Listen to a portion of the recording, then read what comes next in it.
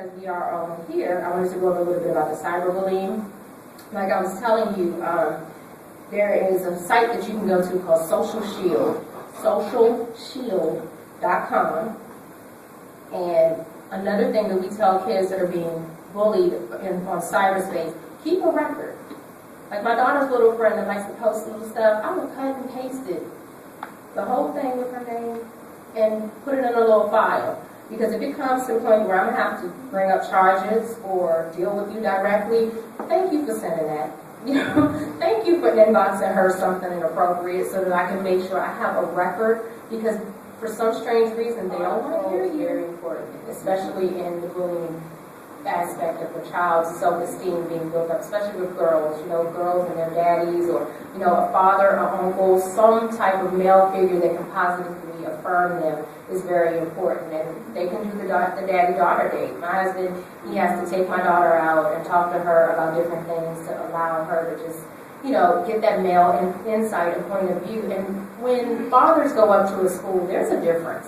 Yeah. They go in a way that can, you know, instead of how Mr. James did it on the bus, when they go and they make their voice heard that they don't appreciate it, you know, it brings a quicker turnaround, because they're probably like, I'm still it all the time, you know, and it gives an opportunity for them to see that this is something that my kids they're getting better. If they're doing something, they're deleting it. I don't see it, but I'm letting you know, but they never know when I'm going to go on their Facebook. My daughter's Facebook status yesterday was, "Can you please stop sending me Facebook requests? I don't care if you have a friend of a friend. I don't know you," you know? And I put on there, "Mommy taught you well." You know, don't be accepting all these people. Let your kids know what is acceptable and what's not acceptable. But in the same token, about putting too much of their personal information or responding to other people who are putting their personal information, because that's how fights start too.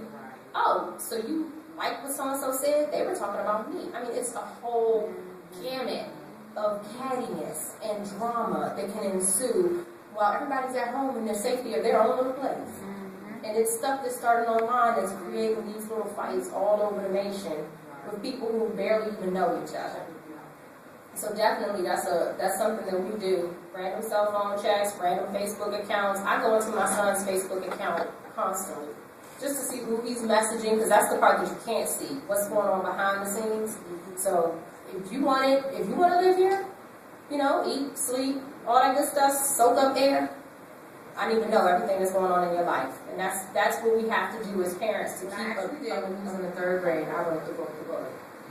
And the reason why I wrote The Bully was to explain to kids. And I went in, I plagiarized some little pictures, I took them out of other books, just put them on there, just to give the kids a visual as to what was going on, because I didn't know how to publish my book yet. I didn't know anything about Illustrator. I just wanted to get the word out.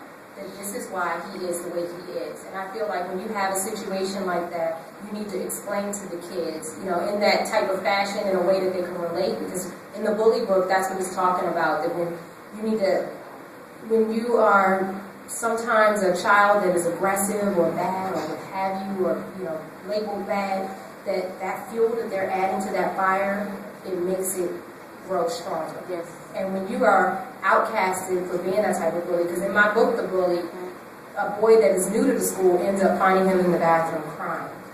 Because as soon as his new kids come, everybody's telling him, he's going to get you next. He's like this. You know, and all the rumors start swirling about what this kid is going to do. And he's tired of it, but who does he tell? That's what it says in the book. Who do you run to when everyone's afraid of you? You know, and he ends up coming into the bathroom and letting them know, you know, do you want me to be your friend? You know, do you want to change this? But you have to appreciate your mom.